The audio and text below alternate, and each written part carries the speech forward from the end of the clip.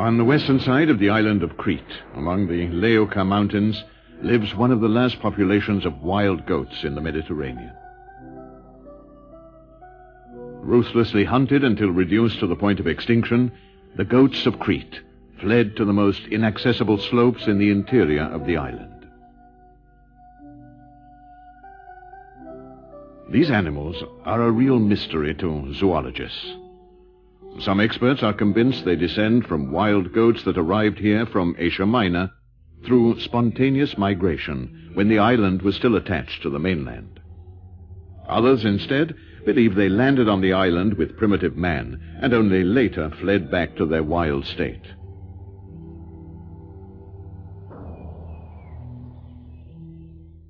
These goats have long, saber-shaped horns, thick beards, and reddish-brown coats with darker areas. If it weren't for their goats that are the ancestors of all the domestic species living in the wild state in the mountains of Asia Minor today.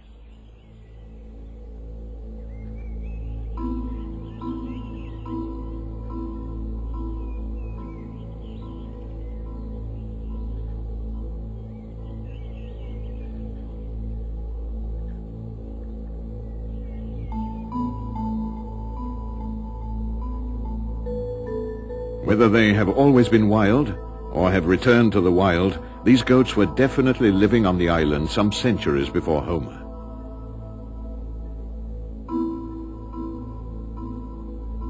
Their bones have been found at Neolithic levels in excavations in Knossos, and during the Minoan civilization they were symbolic animals. Their images were reproduced on gems, paintings, seals, and numerous small statues in bronze and clay. On terracotta objects we find depictions of the same saber-shaped horns and the same beard of the wild goats of today, a sign of their continuity up to our own times.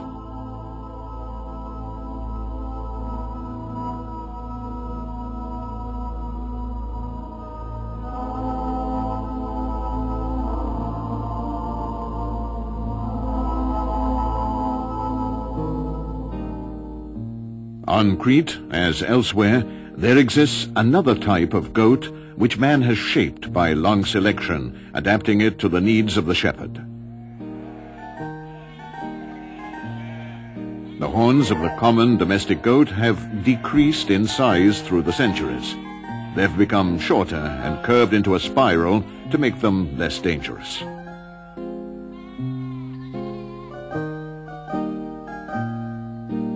Tradition has it that goat rearing began here on the mountains of Crete. Since that time, goats have provided humans with meat, skins, milk, and cheese, while contenting themselves with very little. They are capable of surviving in inhospitable terrain, eating grass and sprouts indiscriminately, and displaying an incredible adaptability. This same extraordinary capacity for adapting has also allowed the wild goat to survive in its impoverished, inhospitable environment. We have seen that there are two types of goats on Crete, one living freely and the other domesticated. The two divided by an ever-widening abyss.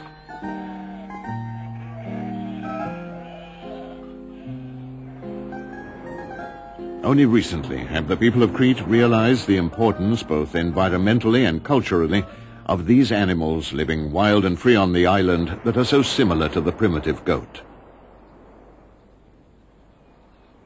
For years they were exterminated by rifles until reduced to a few hundred. Already in the 1930s, the situation was so serious that the Forestry Corps took some of the wild goats from Crete and placed them on the nearby islands of Theodorou, Agipantes, and Dia. On the last mentioned island, there are now 700 goats. Unfortunately, they have become crossed with members of the domestic variety introduced to the island by fishermen, causing the species to become less pure. Nevertheless, the goats on Dia preserve many characteristics of the original species.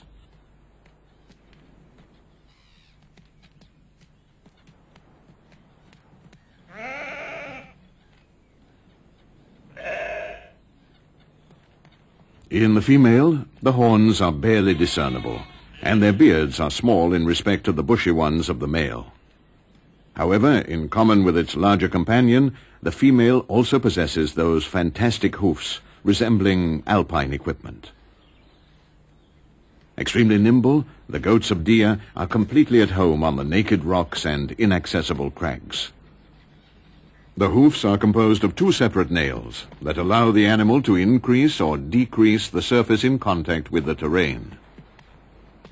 This affords them a perfect footing while descending and an excellent grasp when climbing, since the point of the hoof functions as a mattock.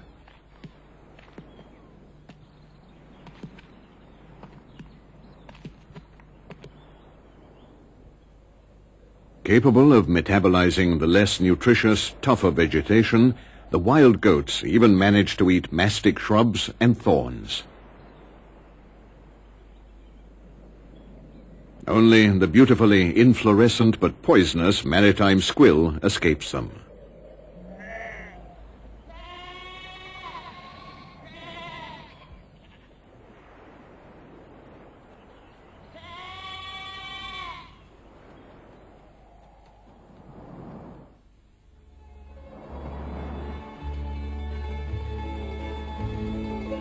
We now leave Crete and Dia and travel to another Mediterranean island noted for its wild goat population, Monte Cristo.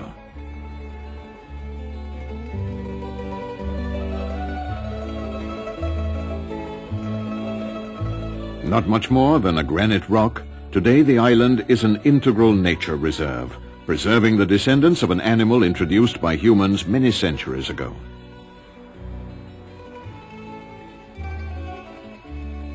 The goats arrived here in pre-Roman times, probably brought by Greek or Etruscan sailors. Despite the successive admission of a few domestic goats, the animals still preserve the traits of their ancestors. This is evident from their agility in moving over the smooth granite, and their long saber-shaped horns, even though in this case they are twisted.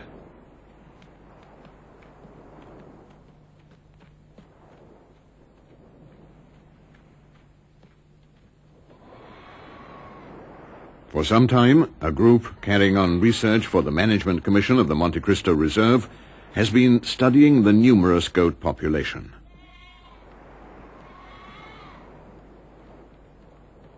They have identified two types, one very similar to the original wild goat, and the other possessing characteristics that reveal recent crossbreeding with domestic goats. It would be possible, therefore, with proper selection, to return to the original stock.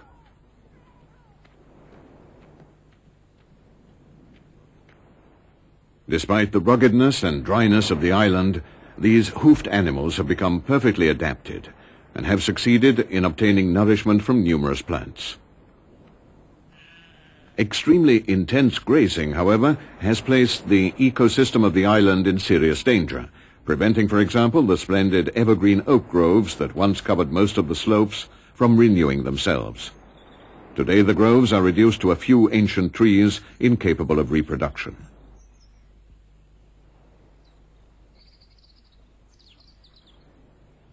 The young sprouts cannot survive the voracity of these goats that even eat the ailanthus, an infesting exotic plant that is slightly toxic. In these conditions, the survival of a stable goat population on Monte Cristo and the safeguarding of its blanket of vegetation depend entirely on a policy of active management. It must strive to preserve an equilibrium that is today extremely compromised through such practices as eliminating the less pure animals from the goat population.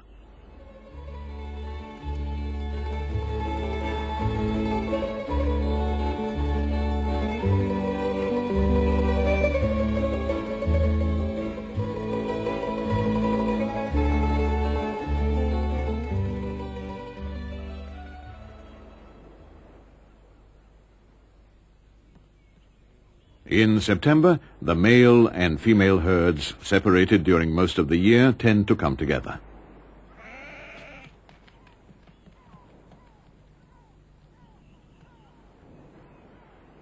This is the period when the hierarchical relationships among the adult males are redefined, and they begin to look for available females.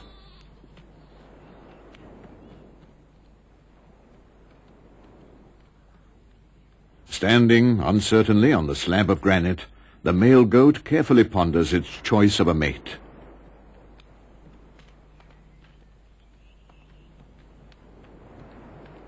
It sticks out its tongue and noses the air in the typical behavior of this hoofed animal.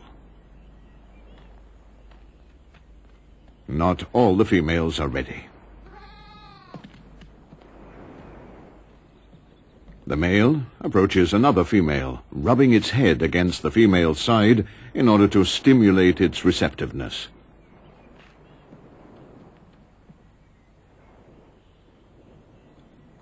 The female responds with a similar affectionate gesture. This is the beginning of the courtship, a long period of reconnaissance and withdrawal that will continue throughout the entire mating season.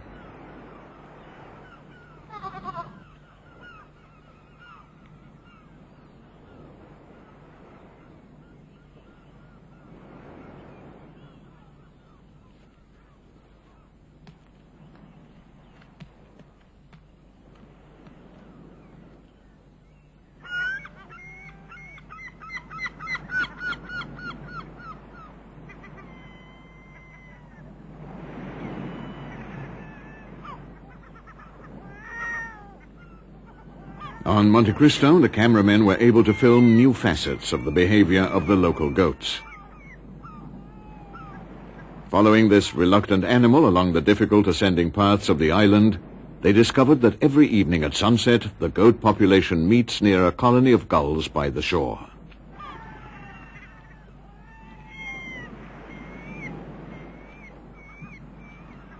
The goats chase the gulls away from their perches so they can lick the bird's guano undisturbed.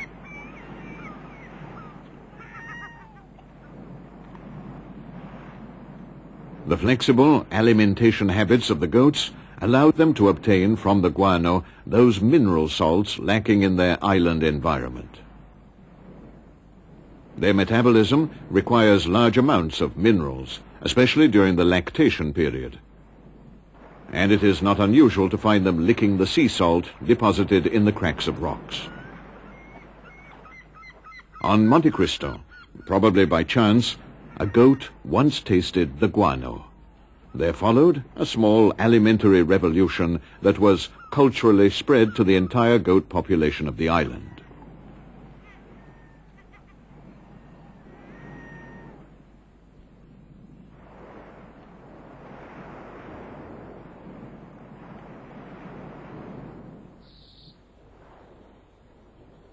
Once again, the nimble, opportunist, adaptable goat amazes us.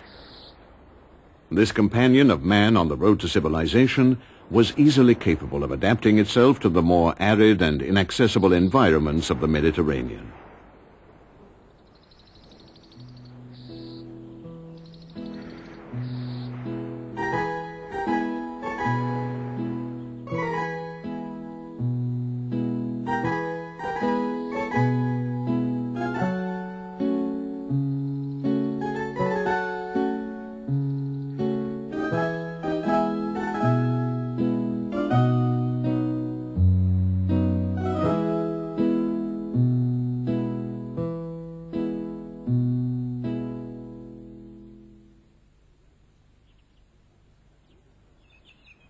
The group of goats, zoologists usually attribute to the same genus and in some cases the same species, originated in the Mediterranean. According to this criterion, the goats found on Crete and the domestic animal are close relatives of the wild goat with the scimitar-shaped horns living in the Alpine mountain chain. This chamois occupies a place all its own in this classification.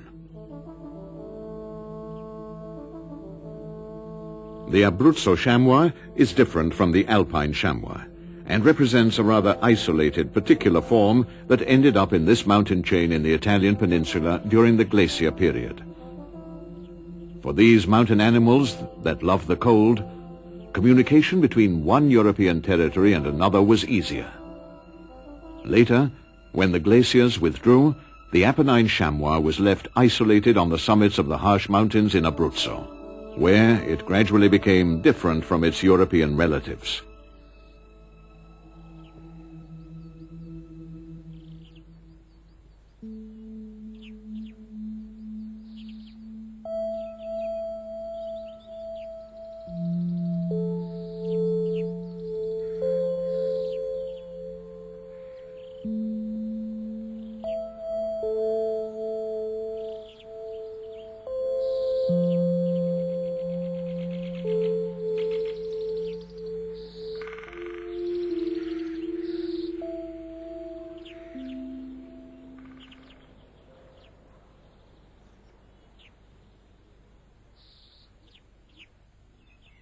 The deer family in Europe includes the fallow deer, the roe deer, and the common deer.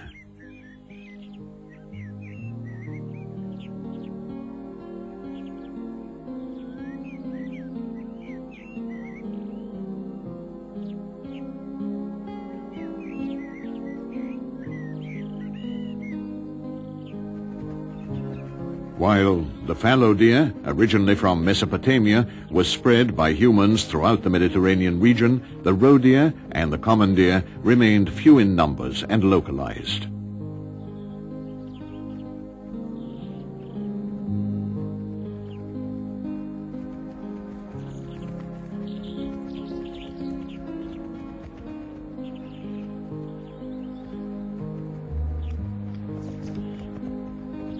The common deer can be considered the real patriarch of European forests.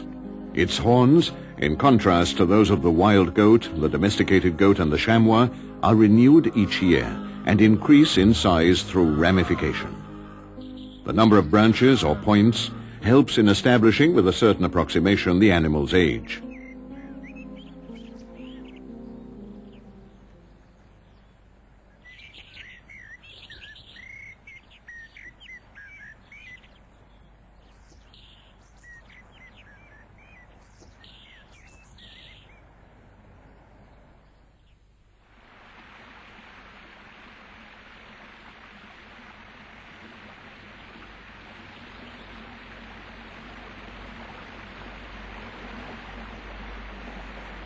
For thousands of years, the mountains of southern Sardinia, covered with large evergreen oak groves and crossed by streams flowing over the great masses of granite, have been the home of a deer population different from that living in the rest of Europe.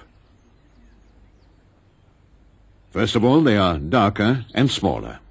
They also have less developed horns, obviously adapted to moving through the thick vegetation of the underbrush.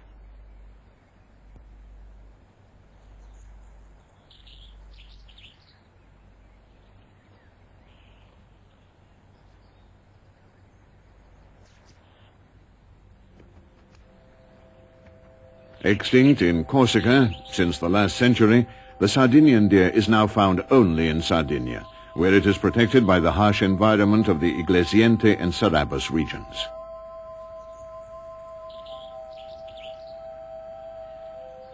As part of a careful policy of wildlife management, during recent years some of the deer have left Sardinia to be introduced into the Corsica National Park.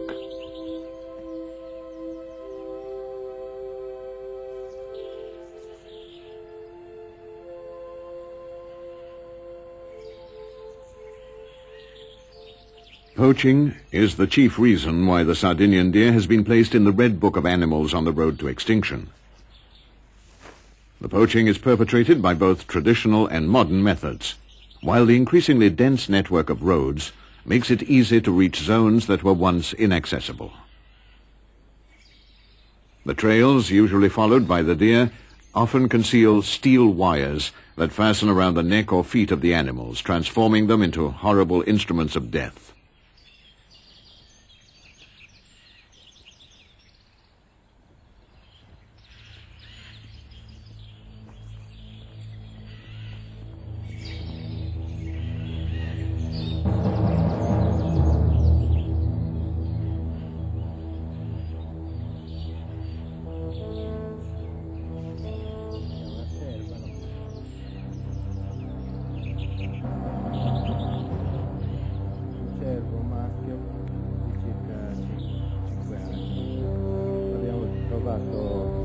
settimana fa. È stato preso al lancio, a gonfiere, quindi può spiegare come era messo più o meno il laccio, capito?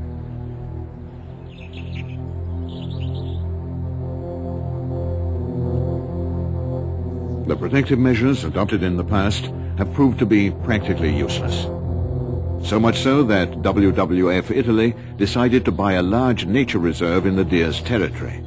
There, its personnel watch over the deer and allow them to reproduce undisturbed.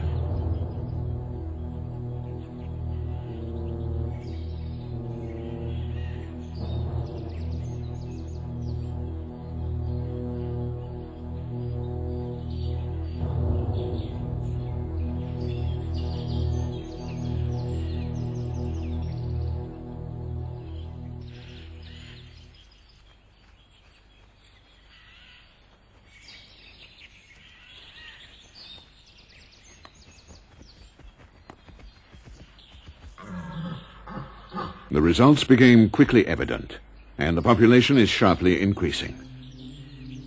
Births occur regularly at the beginning of spring, and the young deer are able to grow up peacefully in the large evergreen oak groves on Mount Arcozzo, without fear of running into the steel wires of the poachers.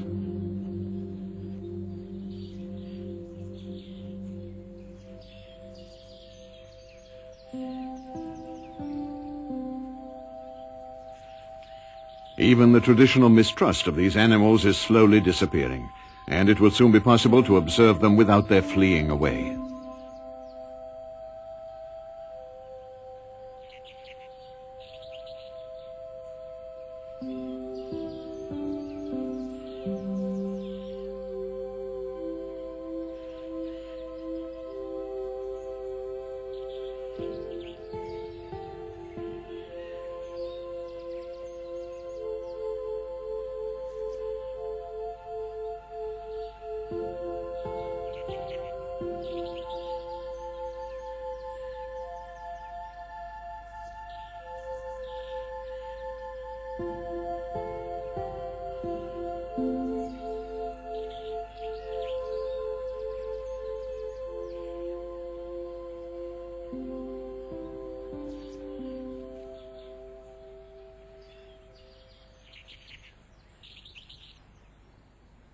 From shy, threatened animals, the Sardinian deer could one day become a tourist attraction for those who visit Sardinia in search of the marvels of nature. A beautiful photograph could serve as a souvenir of the trip, instead of the sad trophies once sought after, the most majestic antlers of the Mediterranean.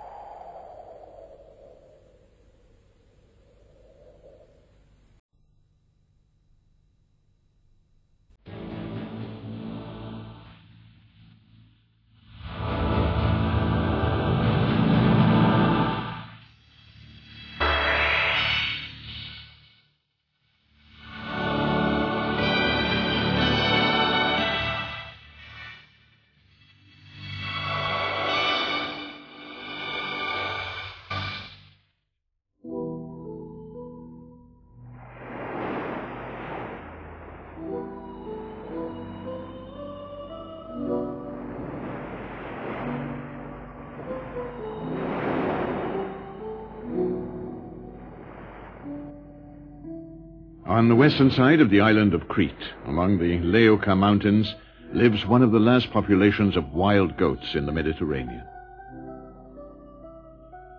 Ruthlessly hunted until reduced to the point of extinction, the goats of Crete fled to the most inaccessible slopes in the interior of the island. These animals are